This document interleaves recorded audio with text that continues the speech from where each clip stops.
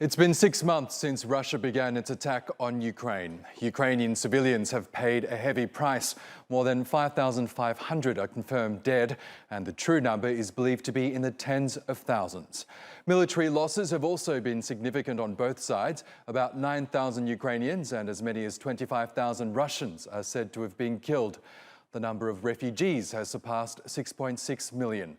The economic cost has also been great. The destruction has already cost Ukraine at least $113 billion, according to the Kyiv School of Economics. Ukrainian agricultural production and other countries that depend on it have been hit hard. Even with grain ships on the move again, the global food crisis remains dire.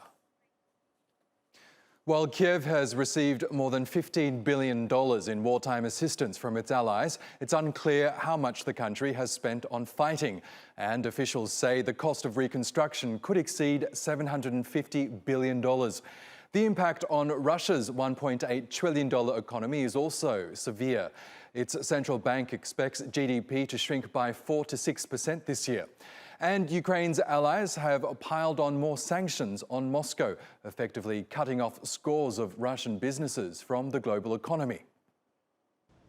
We must continue to insist that Crimea is Ukraine, just as Donetsk and Luhansk are Ukraine, just as every other part of the country is Ukraine. That was our position in 2014. It's our position in 2022. We must keep raising the costs and international pressure on President Putin and his enablers until the rights of the Ukrainian people and their sovereign country are respected. But efforts to isolate Moscow are also proving costly for the US, the EU and many other countries. The price of natural gas has more than doubled since Russia attacked Ukraine in February. Supplies of wheat and other food grains were also stalled for months until Turkey helped broker a UN-backed deal to release shipments from Ukraine. Spiralling food and fuel prices are taking a toll on the global economy. The IMF has cut its global GDP growth forecast for this year from 4.9% to 3.2%. One of the reasons why the Italian government of Prime Minister Draghi fell, again, was because of the economic pain that Italians and, of course, all Europeans are feeling from the impact of this war. Inflation, very high gasoline prices, supply shortages.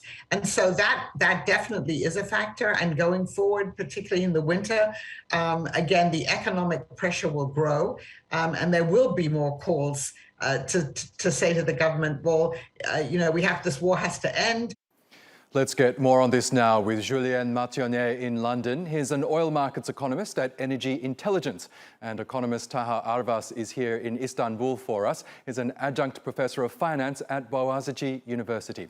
Welcome to you both. Julien, if I could begin with you. No one could have predicted 6 months ago that energy markets would be sent into a tailspin because of a war between Russia and Ukraine, but here we are. Can you just describe to us the impact that this conflict has had on energy markets, oil and gas markets? Yes, good afternoon. Yeah, the impact is I was about to say significant, is more than significant. It's really massive because basically all those European buyers are now shunning, Russian oil supply, and maybe for a start, let's just remind that let's highlight that it's a very peculiar macroeconomic environment.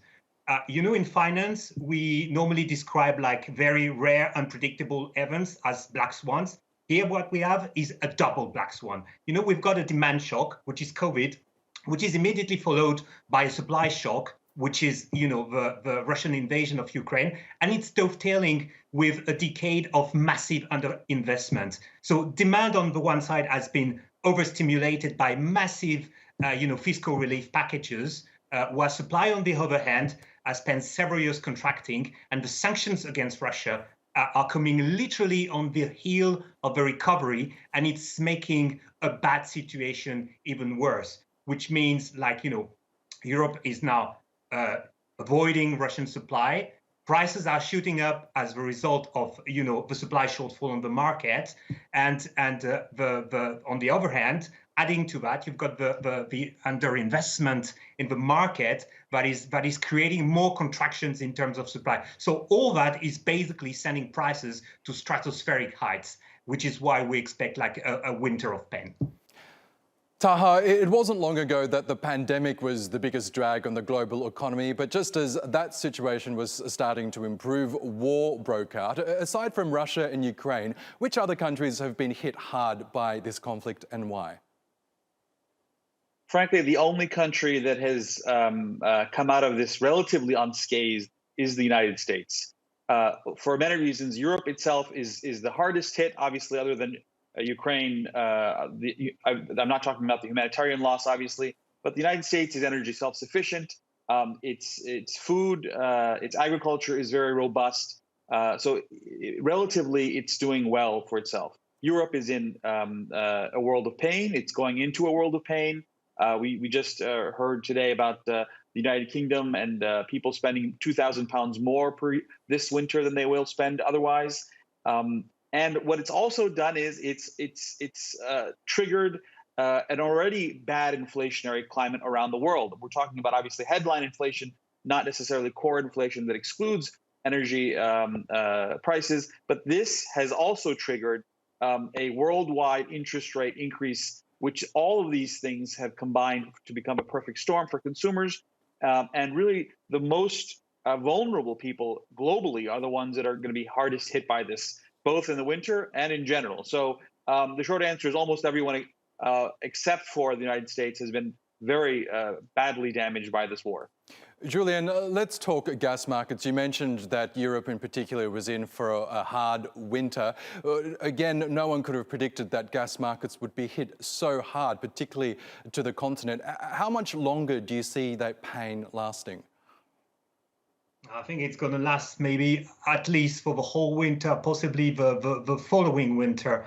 I mean, we're talking the benchmark Dutch TTF gas in Europe, which is the benchmark for Europe, was trading north of $400 of oil equivalent about 10 days ago. I think it's 350 today or 340, but you know it's basically more expensive than oil.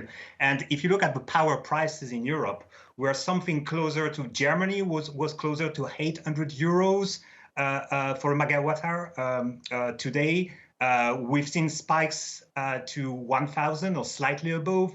So basically, the issue now is that the high price of gas and also the high price of coal, by the way, will entice some users to switch to oil because all things considered, even oil at $100 per barrel is still a better option to burn for heat generation or for power generation than gas at 400, or coal at whichever price it is now. So, more pain this winter and probably the same the following winter, which is why we're a bit more optimistic about oil demand because this is the only issue, this is the only way to fix the high inflation that you currently see for commodities in general, but for gas and coal and power in particular. Taha, let's talk about the global food crisis because as well as being a humanitarian issue, it also really is an economic one because it does affect productivity. Thankfully, grain shipments have resumed thanks to that landmark deal that was signed in Istanbul last month. But what impact is that agreement having on the global food crisis? And do you believe that it will alleviate that issue sooner rather than later?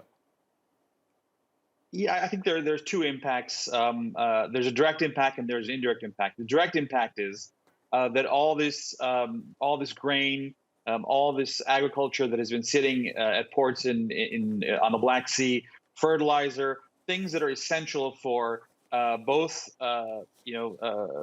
for people around the world today and for the next crop that will be planted in the spring.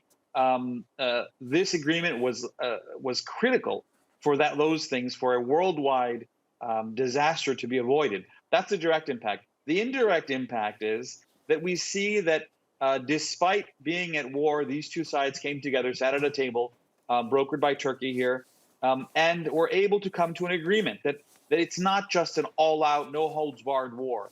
And this lends people to believe that there is a possibility that a similar agreement can be